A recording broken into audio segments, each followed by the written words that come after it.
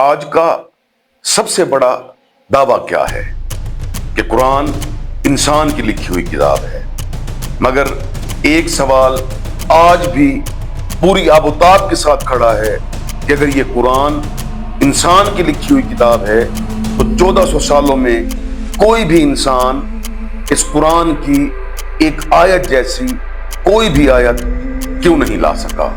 قرآن نے چیلنج دیا، دنیا نے کوشش کی، مگر تاریخ نے جواب دیا کہ ہمیشہ یہ انسان قرآن کے اس چیلنج کے سامنے خاموش رہا۔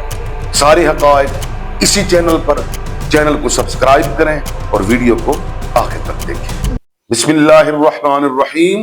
معزز سامعین، قرآن کوئی عقیدہ نہیں ہے، بلکہ قرآن نے ایک اوپن چیلنج دے دیا۔ پروردگار عالم سورہ بقرہ میں ارشاد فرماتا ہے، بسم اللہ الرحمن الرحیم، وَإِن كُنتُمْ فِي رَيْبٍ مِّمَّا نَزَّلْنَا عَلَىٰ عَبْدِنَا فَأْتُوا بِسُورَةٍ مِّن مِّثْلِهِ۔ پروردگار عالم ارشاد فرماتا ہے کہ اگر تمہیں کوئی شک ہے وہ قرآن جو میں نے اپنے حبیب پر نازل کیا تو اس قرآن جیسی کوئی ایک آیت ہی بنا کر لے آؤ۔ میرے معزز سامعین، قرآن نے 1400 سال پہلے یہ چیلنج کیا۔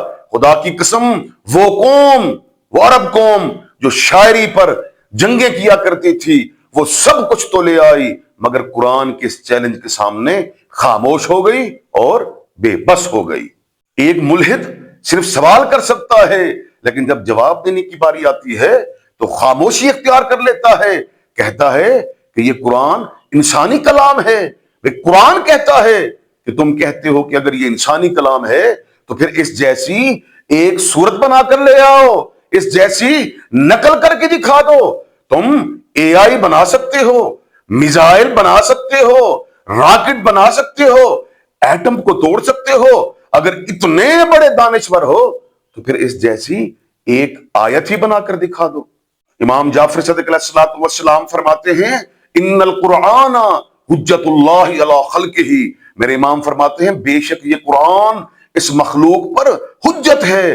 میرے امام فرماتے ہیں کہ قرآن کا اس سے بڑا معجزہ اور کیا ہو سکتا ہے کہ قرآن نے ہر زمانے کو چیلنج کیا، لیکن قرآن کا معجزہ یہ ہے کہ ہر زمانہ اس قرآن کے سامنے ہار گیا۔ قرآن نے صرف چیلنج ہی نہیں دیا، بلکہ قرآن نے معیار ہی بدل دیا۔ پروردگار عالم سورہ بنی اسرائیل میں ارشاد فرماتا ہے، بسم اللہ الرحمن الرحیم، قل لئن اجتمعت الانس والجن على ان یاتوا بمثل هذا القرآن لا یاتون بمثلہ۔ پروردگار عالم ارشاد فرماتا ہے کہ اگر جن اور انسان مل کر بھی اس قرآن جیسی کوئی کتاب لانا چاہیں تو خدا کی قسم ہرگز نہیں لا سکتے۔ یہ قرآن کا اوپن چیلنج ہے۔ قرآن نے نہ وقت کی حد رکھی ہے، نہ کسی قوم کی حد رکھی ہے، مگر جواب ہمیشہ ہمیشہ زیرو۔ الہاد کا یہ دعویٰ ہے کہ یہ کائنات ایک حادثے کا نتیجہ ہے، مگر امیر کائنات امیر المومنین علی ابن ابی طالب علیہ السلام نہج البلاغہ میں فرماتے ہیں، ذالک القرآن فاستنطقوہ، قرآن کو بولنے دو، قرآن خود سچ بولے گا۔ اگر یہ قرآن انسانی کلام ہوتا تو 14 صدیاں گزرنے کے باوجود بھی یہ انسانی ضمیر کو جھنجھوڑتا کیوں ہے؟ انسان جتنی مرضی ترقی کر لے، جتنی مرضی ترقی کے منازل طے کر لے، لیکن جب سامنے دیکھتا ہے تو اسے قرآن نظر آتا ہے۔ مولا علی علیہ السلام کا یہ جملہ پوری انسانیت کے لیے دعوت نہیں ہے، بلکہ چیلنج ہے کہ قرآن کو صرف پڑھو نہیں بلکہ بولنے دو۔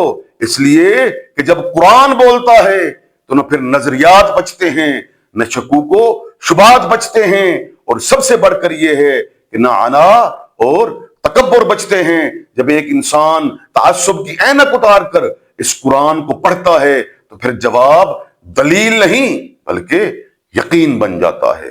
الہاد صرف سوال اٹھا سکتا ہے، لیکن اس سوال کا بوجھ نہیں اٹھا سکتا۔ سوچنے کی بات ہے کہ اگر یہ سب کچھ اتفاق ہے تو ایسا حسین اتفاق دوبارہ کیوں نہیں ہوا؟